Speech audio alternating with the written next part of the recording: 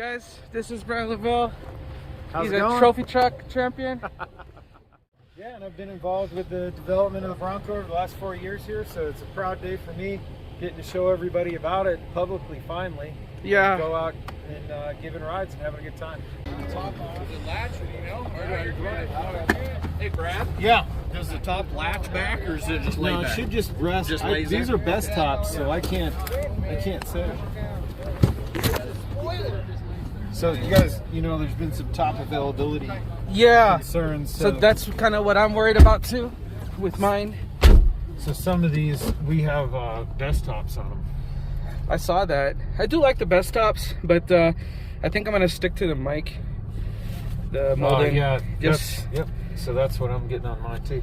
So what'd you guys order? I ordered the said, Badlands with the high package. I didn't go Lux. Okay. So I think you get this big screen with Yeah, the high I package, did get is that this. right? Okay. Yeah, the only thing I don't get. Oh, actually, I think this is a high package too, because you don't have the garage door opener. Yeah, and not power seats. So this must be the high package. So this is exactly what I ordered, Yeah. bro. Okay. Mike, this is exactly what I ordered. Right on. dude. 2-door. And then there's Mr. Lovell. Woo! Where are you guys at from California? So we're from the Bay Area. Okay. Yeah, and then in my family, we're all related to cars somehow, and they're Awesome. all racers though, so they all drag race. All these guys. Okay. And then I'm the only one that goes off road. And a black sheep, are you? Yeah, and so I was looking at the Tacoma because I wanted to do pre-running, and I wanted to go fast off-road, and I didn't want to do it with the Jeep, obviously. Right. But I test drove the Tacoma, and then I was just like, it's gonna cost me, as much as the brand new Tacoma just to get it to where I want it. And then, sure enough, Bronco gets released, and then your video, Oh, the walk around. the walk around video, I was cracking up. I was laughing. I was like, no way, he's involved with it. Yeah. So and that's been more luck than anything for me, but through BFG, I happened to meet the right people and was hired to support Bronco. The engineers about 4 years ago wanted to go through Rubicon, so they could really get what rock crawling and technical off-road terrain is. So I was hired to help them do that, and then kept offering too many opinions. So then they kind of brought me into the fold, and I was able to really give them some good advice on what off-road is and what Bronco should be. And the best thing is that they listened. Yeah. And it's not so much that it's coming from my mouth, but it's coming from the mouth of an off-road enthusiast. And I think the easy answer would be that Ford just develops something, puts a sticker on it, and says it's off-road. And that's not what they did here. They took the time, spent the money to make Bronco right. Yeah. And like I was telling him, you jump into a Jeep or a 4Runner off the lot, there's so much you got to do to get it where you need it to be. And I mean, like this, I've only been in it for a few minutes, and I'm already like, I can already tell I have a better downward angle view in the front. It's just. So comparing to Jeep or a 4Runner, I mean, you kind of maybe have the bookends of the Bronco there. This is going to be much better at high speed than a Jeep. A Jeep is going to chip your teeth because of the ride. Yeah. And in my opinion, it just stops being fun to drive it at a spirited rate. Yeah. Where that's where Bronco kind of wakes up. Well, my back was hurting after I think it was a 50-minute ride. We did a trail in Northern California. Okay. And yeah, after about 50 minutes, my back was just killing me. It just wears you out. And a Bronco isn't going to wear you out as fast. Or you're going to get to where you want to go sooner. Yeah. And then on the other end of the spectrum, I haven't had extensive Toyota involvement, but I've driven a 4Runner TRD Pro, so kind of the highest end suspension you can get. And it's a nice plush ride. And on this county road going out here, it might be a little bit plusher than a Bronco, and smoother at a low rate, but a Bronco's tuned to be more sporty, and it's about having fun. So we have a great ride there, but then as we wick it up to the spirited pace, that's where that Toyota just really falls on its face and doesn't have any control. So, and then I guess the other thing that maybe bookends Bronco is the Ford Raptor. And Ford Raptor has a ton of suspension. It's all about going fast, but Bronco's going to be more nimble. Yeah. So we just talked about that yesterday. Yeah. He's like, why don't you just get a Raptor? And then I said, because, you know, when I'm going off-road, I need to make turns. You know, like I did a switchback recently. Yeah. And I could barely do it. So I own a Ford Raptor, and I live in Colorado, and a lot of the trails up there, they're mountain trails, or switchbacks, there's tight points. A Ford Raptor's fun, but that's not where a Ford Raptor's at home. The bigger the desert, the higher the speed, the more Raptor's going to be at home. And this is kind of a nice balance for somebody like me, because you can do the technical stuff. Or Johnson Valley, where we run King of the Hammers, is a perfect example, because we can go through all the rock trails and we can get there faster and more comfortable than a Jeep. So a Jeep excels in the rocks, the Raptor excels in the desert there, and this is kind of doing both. yes, sir. Okay, cool. So is this a 2.7 or a 2.3? So this is a 2.7 two-door Badlands with the high package. So we're getting the big 12-inch screen, and we'll talk about that more when we get to the off-road trails about what that gives us. What it does have is lane keep assist. Lane keep, yeah. I think for the adaptive cruise control, you have to go to the Lux. Deluxe. package. Okay. It has heated seats. This is the marine grade vinyl seats, which they're not the vinyl seats of 10 years ago. I can tell you that they're really comfortable. And That's right. You know, I haven't even said anything, but these seats are comfortable. How you feeling back there, Mike? Good. Yeah. I like it here. So see, I don't need a 4-door, right? No. Yeah. So I wanted a 2-door really bad. I got talked into a 4-door from my wife, because we got kids, and dogs, and bikes, and all that. But I think the 2-door is really the iconic Bronco. Yeah. So my respect for you just went up even higher because you're wearing Maui gems. Hey, well, all right, right on. And I actually scored a pair of Maui gems from a sunglass dealer as a tip. He said, well, just send me an email, I'll send you another pair. Oh, wow. I said, all right, I will. So again, compared to a Wrangler, a Bronco's, it's a little more plush, it's a little wider, it's a little bigger, but what it gives you is a little bit more room in the interior. Yeah. We're talking about the ride on road. It's not going to wear you out as quick if you're driving it day to day, or if you're driving it cross country. Yeah. Well, I just rode. We did the Pismo dunes in a 4Runner that was set up for pre-running, and yeah, you're right. It is it's plush and everything, and the problem is like to get it to where it can do all that. It just And then for me, I was just like, I just don't want to do that. This one, look at that. It's got the sway bar disconnect, front locker, rear locker, the trail turn assist. It's got everything like built in. So the Bronco, yeah, you're onto it there. The idea is you're getting all that off-road content from the factory with a warranty, much like the Raptor, which is a performance. It's a Ford performance vehicle. This isn't Ford performance. But the idea is get all the off-road content in now, because it costs a lot of money to modify IFS.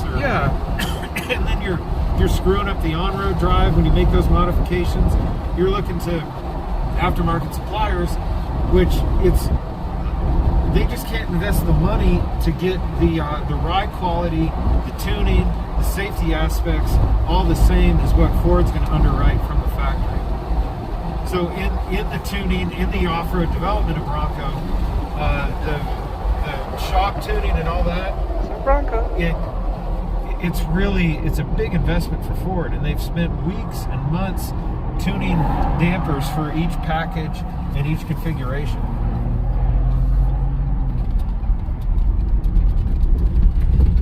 Now we're on the trail. Kinda. Okay. Yep. So we're heading out towards the dunes at Behind the Rocks, if you're familiar with Moab. Mm-hmm. here's a chance to start talking about drive modes, or goat modes as they're called. Right now we're just in normal. There's 3 on-road modes. There's normal, eco, and slippery. So slippery is designed to get you safely to work in snow and ice and back home again without incident. It's not designed for snow bashing or stuff like that. If you're going to go off-road and have some fun, you're going to use one of the off-road modes: mud and ruts, sand, Baja, and rock crawl. So I'm going to go ahead and put it in sand mode right now. Basically, the way I judge it, if the dirt's dry, I'm going to put it in sand mode. If the dirt's wet, I'm going to put it in mud and ruts. Okay. And as I do that, it's going to shift into 4 high. Okay. And in sand mode, it's a little bit hard to see the top off, but the rear locker, yeah, engaged. yeah, and you can choose to take it out. Okay. They're just default settings. Are you kidding me? This feels like a... Okay, this is amazing. So again, compared to maybe what you're used to in an off-road vehicle, unless you're a Raptor guy, you're going to notice that the ride is really good in this type of terrain. And it only gets better the faster we go. Yeah. And just for clarification, guys, they're only aired down to 30. They're not even aired down. That's just 30s. That's factory. So placard, I think, is 38. And okay. We aired down a little bit for comfort out here, but we want to make sure we're being safe on the highway. Yeah. So I actually air down. I'm a 38 Ford Street, and then I air down to about 25. Yep. For sand or something. Yeah, and then I go as low as 15 or 12 when I need it. But this is amazing. This is amazing. This is so comfortable. Well, I think you're only going to like it more as we get out here and get a chance to put it in Baja mode. Put some speed on it. Oh my gosh, that's exactly what I'm looking for. And the real beauty of drive modes, I mean, I've been an off-road enthusiast all my life, and over the last 2 decades, I've seen vehicles get features like ABS and stability control and traction control and all these controls that make it safer for all of us on the street. But what that's done is taken away from my off-road experience, because all those nannies are engaging when I don't want them to and when they don't need to off-road. And that to me is the real beauty of drive modes. You can put it in mud and ruts or sand, or especially Baja, and it's going to get those nannies out of the vehicle and correctly tune the vehicle for the off-road environment. So finally, I feel like we're using technology to benefit off-road rather than to take away. Yeah, it's giving you back the driving portion of it. Yeah, exactly. So, and the concept behind Bronco, the overarching concept, is to flatter the novice but not impede the enthusiast. Yeah. So we have a lot of features. We have safety controls, suggested settings when we're putting it in different drive modes that are going to help the novice get to where they want to go. But it was very important to myself and to the whole program that we're not taking the experience away from the enthusiast or pro to go out there and really drive one of these and not have unwanted interference. Yeah.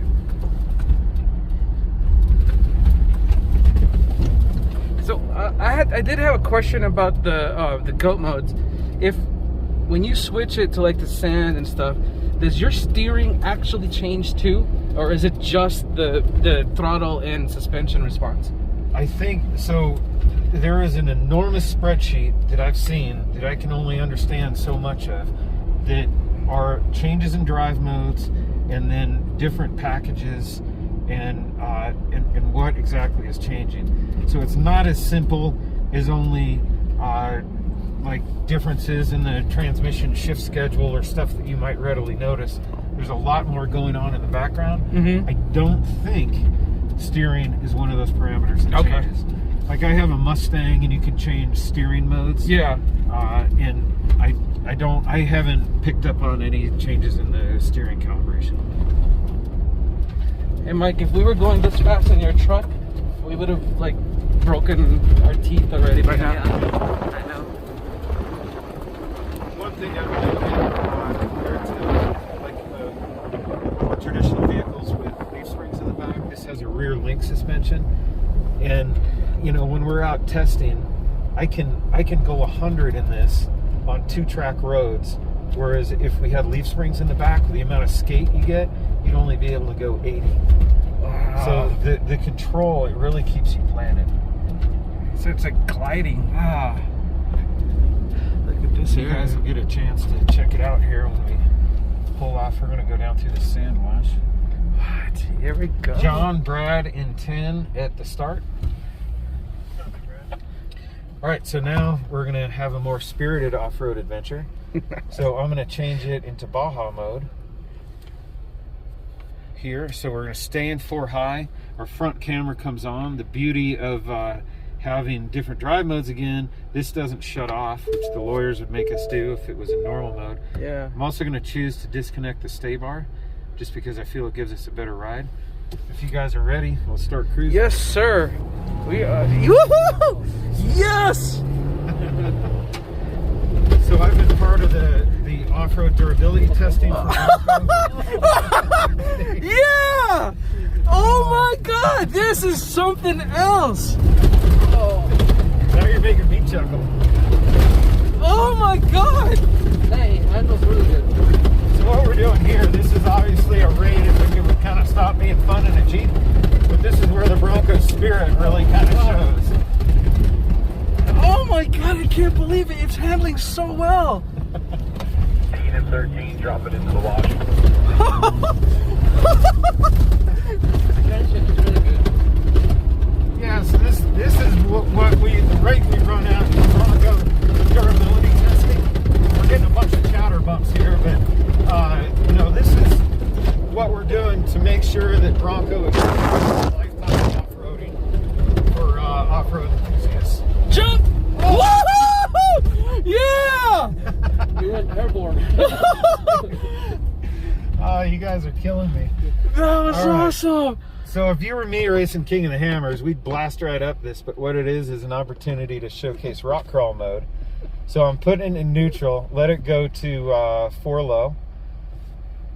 And as it does that, it's going to change our calibrations again, so it'll automatically disengage the front stay bar, rear locker engages. I just got to give it a second to... So you do have to put it in neutral. Okay. Yep. That's good. That's... And it was just wanting me to move forward there.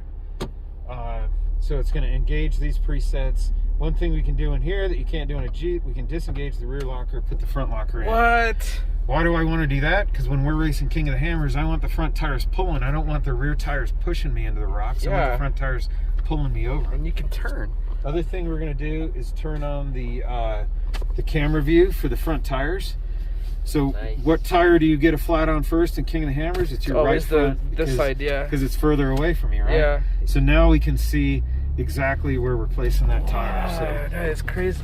what I would do is try to memorize this hill before, but now I can really see where I'm putting that tire. So it's having a built-in spotter, I guess. But you can actually use your Ford Bronco as a pre-runner and then do the race in your... Yeah. So to that end, from a pre-run standpoint, this, and I haven't seen it yet, but it's coming with Ford Pass, which is an app that allows off-road trail mapping. So you could go out, pre-run a course, just like you're saying, and record it, share it through your phone to other people, to the service, whatever you want. So now I'm going to switch back. There's a couple different camera views here. This one's kind of a condensed forward-looking view, which I think more accurately represents the road, where there's the standard forward view. Yeah. And there's also the more traditional view. It'll give you a predictive tire path and give you the 360 view. This is what's awesome. going on around the vehicle. So up here, I want to show you something that's near and dear to my heart, and that's one pedal. So what one pedal does, I'm sure you get when you're racing or driving fast, you're left foot braking. I've been doing it the whole time here. So what one pedal does is simulate left foot braking. So right now the brakes are clamped down, and I have to add maybe 15% throttle to get the vehicle to move, and then I lift off the throttle and we come to a stop. So what that does is, for a guy like me, like racing King of the Hammers, I'm always on that brake pedal, and I'm driving through the brakes, because as I come up and over boulders, I just add brake pressure and lock that vehicle down, falling over the other side. So that's what this is going to do for you here. These rocks aren't very big, But it's just a representation. Yeah. So if we're plodding up and over there, it's going to catch the vehicle before you fall off the other side and get a whole bunch of chassis movement. Okay. So it'll catch you. Yeah, I saw Lauren drive up to the edge of Top of the World. Top of the World, yeah. So see how, like, I just hit that ledge, Yeah. and we get kind of one thing like that, but what Yeah. it doesn't do is bounce us off the whole ledge, and so there's a lot better control. Wow. So how long did it take for you to stop using your left foot? It takes a little bit of time. I'm pretty used to it. I know now. I'm gonna have a hard time. But what I can do, I can boogie pretty fast in this, in the rocks with with one pedal, because you get used to, you know, feeling the calibration. So really what it's doing, it's kind of changing the 0 point of the throttle. So as you back out of the throttle, it's adding brake. I see. Okay. And then with one pedal armed, what we can do is access trail control also. So I can just set a speed. So it's just like cruise control, but for the trail. We can go as low as 1 mile an hour. And the concept isn't new, but what is new is the execution of it. It's driving by itself. It's nice and smooth. You don't hear ABS firing, and there's nothing overwhelming about it. And this will go right up to the point where the bottom end of regular cruise control will take over. I go back to forward-looking view here. What a beautiful day for all this, isn't it? Yes, sir.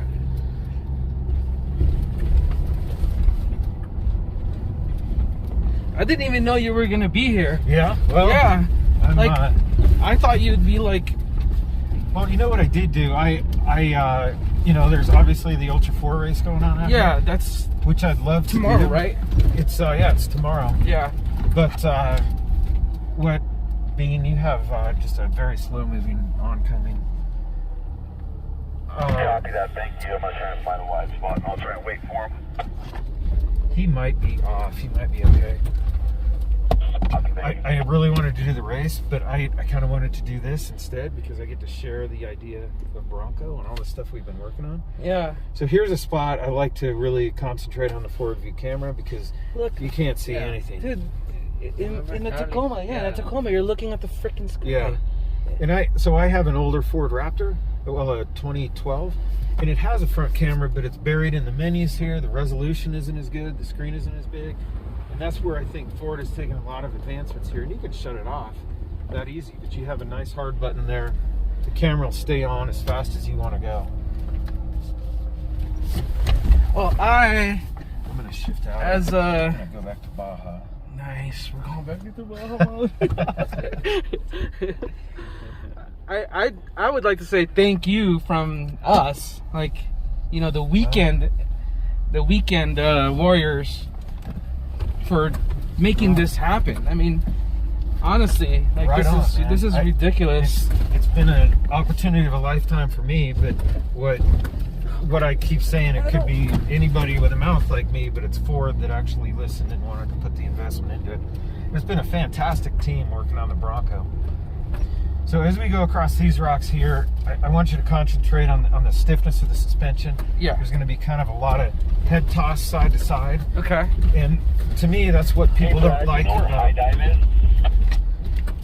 Yeah, it's out past the rock monolith that will be on your right as you head to the dune, out on behind the rocks trail.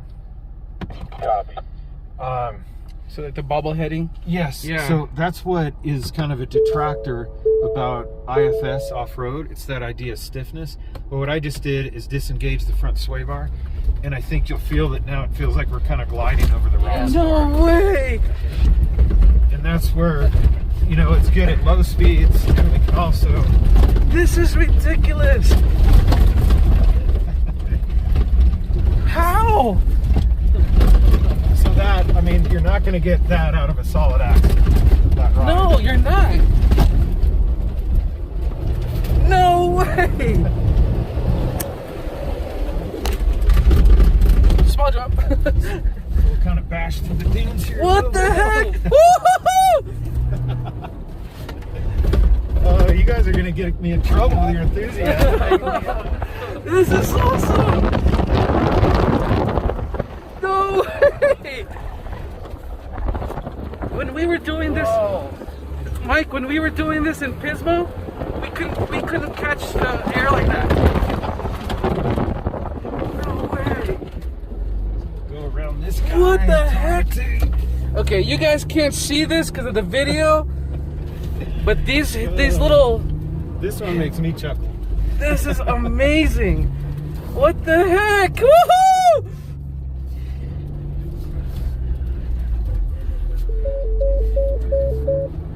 All right. So what we're gonna do now is show you trail turn assist. So you might have seen this before. Yes. And I was actually wondering if I can record it from outside.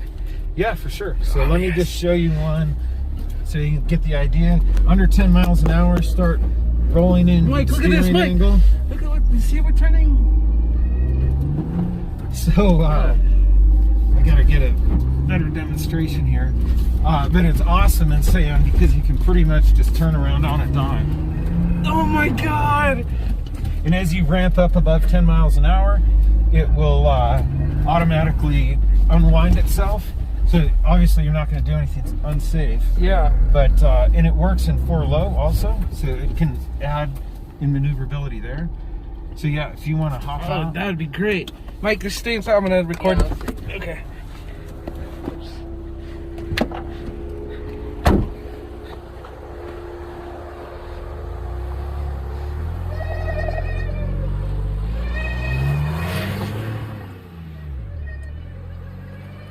No way! Woo!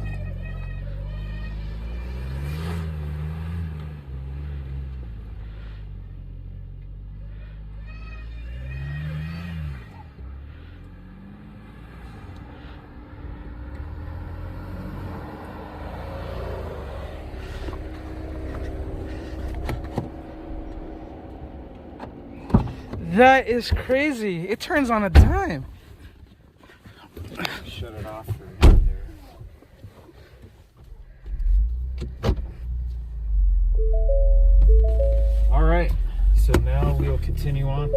So one thing that this has that Outer Banks, First Edition, anything Sasquatch and Badlands gets, not Outer Banks, Wild Track, is the Bilstein position sensitive shocks.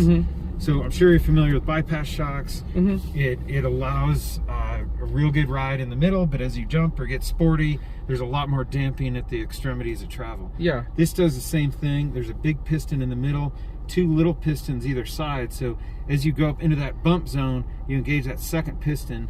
Now fluid has to flow through both of those. So it really increases your damping.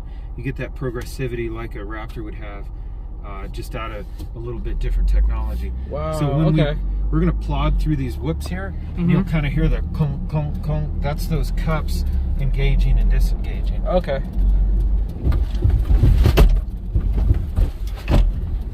Guess that top's flopping around a little bit. So that really adds catch before you get to the bump stops. So we'll go blast around in these dunes a little bit more. This is crazy. It's got the power to do it.